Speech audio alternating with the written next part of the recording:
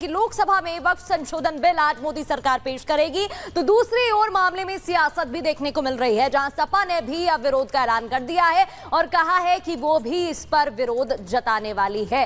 पूरे मामले में क्या कुछ संशोधन की बात कही जा रही है, कौन सी वो प्रॉपर्टी होंगी, रिपोर्ट के जरिए आपको समझाते हैं।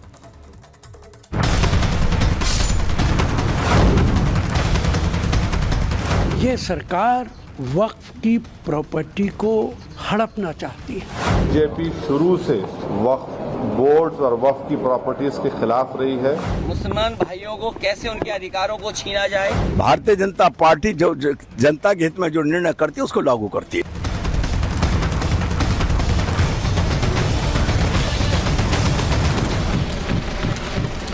सरकार ने वक्फ कानून में बदलाव का इरादा जाहिर कर दिया है। आज लोकसभा में वक्फ कानून में बदलाव का बिल पेश होने वाला है। वैसे भी मोदी सरकार के लिए अगस्त बड़े फैसलों वाला महीना रहा है। आर्टिकल 370 हटाना हो या फिर राम मंदिर बनवाना, मोदी सरकार ने ये दोनों बड़े फैसले इसी महीने में किए।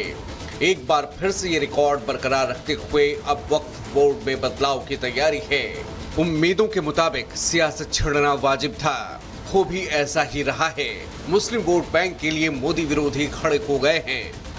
ये सरकार वक्फ की प्रॉपर्टी को हड़पना चाहती है। 8 लाख से ज़्यादा प्रॉपर्टी है देश के अंदर। बहुत सारी प्रॉपर्टी आर्मी ने हड़प कर रखी है, जिसे सरकार देने को तैयार नहीं है। बीजेपी शुरू से वक्फ बोर्ड्स और वक्फ की प्रॉपर्टीज के खिलाफ रही है और इनका एक हिंदुत्व का एजेंडा है, आरएसएस का एजेंडा है कि वो शुरू से वक्फ प्रॉपर्टीज को और वक्फ बोर्ड को खत्म करने की कोशिशें करती रही। सरकार को भी पहले से ही सियासी संग्राम का एहसास था, इसलिए सरकार ने इस पर पूरा होमवर्क किया। सरकार ने पिछले 2 महीने में करीब 70 बैठकें की। बैठकों में वक्फ बोर्ड के नुमाइंदों से बात की गई, मुस्लिम जमात के बुद्धिजीवियों से भी राय मशवरा किया गया। संकेत ये है कि सरकार ने अपने सहयोगियों को भी साथ लिया है।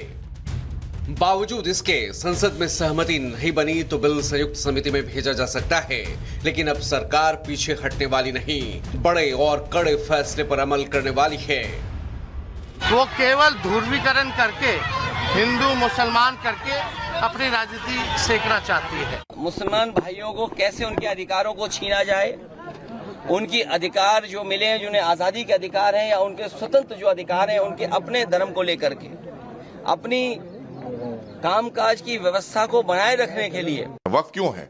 वक्फ इसलिए है कि दबे कुचले पिछड़े मुसलमानों के उत्थान के लिए बनाया गया वक्फ था और उसका कोई सदुपयोग नहीं हुआ है, दुरुपयोग ही हुआ है सन 47 से आज तक। यानी बदलाव की शुरुआत विरोधियों को रास नहीं आ रहा, जिसे रोकने के लिए साजिशें भी शुरू हो चुकी हैं। जिन मुसलमानों के वोटों की फसल काटने के लिए इंडिया अलायंस वक्फ बोर्ड में संशोधन का विरोध कर रहा है, उन्हीं मुसलमानों के बड़े संगठन सरकार के साथ आ चुके हैं। इमाम एसोसिएशन और सूफी काउंसिल ने कह दिया अब वो वक्त आ चुका है जब वक्फ में बदलाव जरूरी है। हालांकि मैदान में मोदी विरोधी धर्मगुरु अभी भी मौजूद हैं।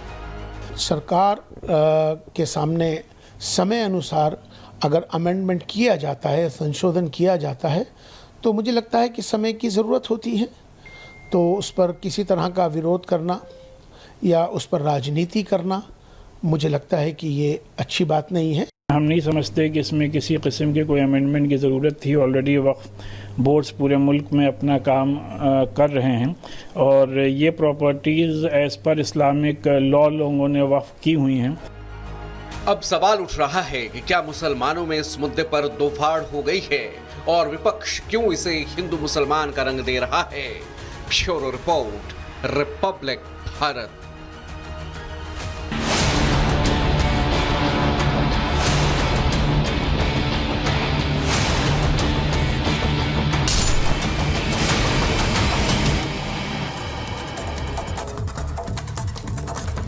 खबरों में आगे बढ़ते हैं, बात करेंगे भारत की बेटी विनेश फोगाट की। संन्यास की जानकारी सुबह सुबह दी, एक्स पर पोस्ट किया। उनके इसी पोस्ट को लेकर, संन्यास को लेकर महावीर फोगाट क्या कह रहे हैं वो आपको बता दें। विनेश के संन्यास के ऐलान पर बोले महावीर फोगाट, हम सब उसको मिलकर समझाएंगे, उसके बाद फैसला करेंगे। साल 2028 ओलंपिक के लिए लड़ने के लिए उसको मनाएंगे। हमें गोल्ड मेडल की उम्मीद थी, ऐसे में किसी को भी दुख होता है तो छोड़ देते हैं। इसके अलावा देखिए, हरियाणा के मुख्यमंत्री नायब सिंह सैनी की तरफ से भी ऐलान किया गया है कि जिस तरह का सम्मान सिल्वर मेडलिस्ट को किया जाता है, उनके आने से उनको जो सम्मान दिया जाता है, वही सम्मान विनेश फोगाट को भी मिलेगा। और इसी को लेकर महावीर फोगाट कह रहे हैं कि सरकार का धन्यवाद करता हूं। 24 में तो पक्का ही होता भी जो ओलंपिक गोल्ड मेडल लेगी, और वो जो वंचित रहेगी, डिस्क्वालीफाई कर दी, तो स्वाभाविक बात है, जो कोई भी हो तो क्यों उसकी जो आत्मा भराती है महसूस करता है छोड़ दो, इससे ऐसे दुख होता है उसको। तो ये है वो आएगी, उससे सब मिलके बुजुर्ग हम सब मिलके जो करेंगे उसको समझाएंगे। कोशिश होगी 2028 के लिए जो है उसको जो समझाएंगे, भी हम सब मिलके आएगी, जो बैठ करके करेंगे बात।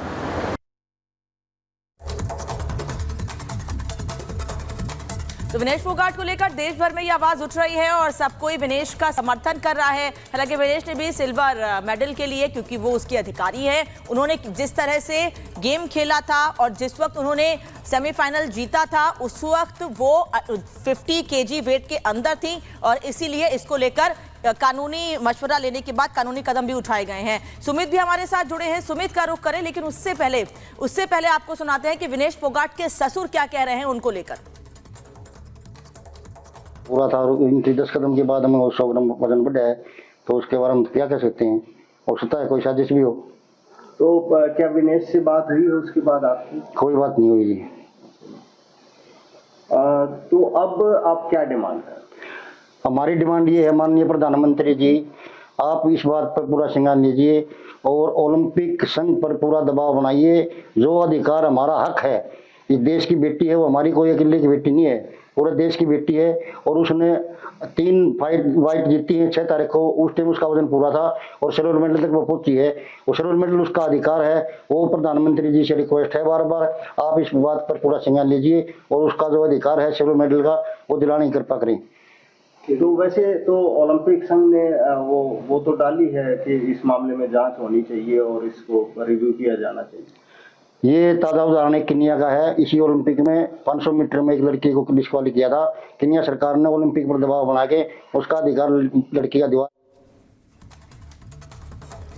और चलिए, इस पर ज्यादा जानकारी के लिए सुमित हमारे साथ जुड़ गए हैं। सुमित, जहां एक तरफ विनेश ने पूरी कोशिश की और हमने देखा भी कितना बेहतरीन प्रदर्शन उन्होंने किया था, लेकिन फिर डिस्क्वालीफाई की खबर सामने आई और निराशा छा गई।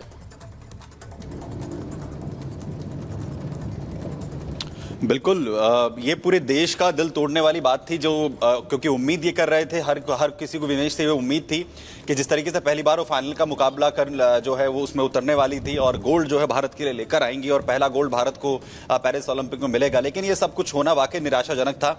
विनेश फोगाट की तरफ से फिर आज इस बात को लेकर ट्वीट भी कर देना कि वो अब आगे मुकाबले जो है नहीं खेलेंगे, संन्यास यहाँ पर ले लेंगे, इसने और फैंस को जो है निराश किया। लेकिन जिस तरीके से उनके जो ससुर हैं और इसके साथ ही उनके जो चाचा हैं महावीर फोगाट, वो लगातार ये कह रहे हैं कि एक तरफ उन्हें समझाएंगे और दूसरी तरफ कोशिश जो है वो विनेश फोगाट के लिए होनी चाहिए। जो स्पोर्ट्स कोर्ट है उसमें भी अपील, जब संन्यास का ऐलान यहाँ पर विनेश फोगाट ने किया उससे पहले कर दिया गया है, यानी सिल्वर मेडल के लिए अपनी जो दावेदारी है उसके लिए वो अपील यहाँ पर की गई है। उसमें कोशिश ये होगी कि जिस तरीके का मुकाबला यहाँ पर विनेश फोगाट ने इससे पहले लड़ा था जो है सेमीफाइनल में, उसके बाद अब उन पर पूरी तरह से जो है सिल्वर की उनकी दावेदारी यहां पर बनती है। 100 ग्राम महज उनका वजन ज्यादा था।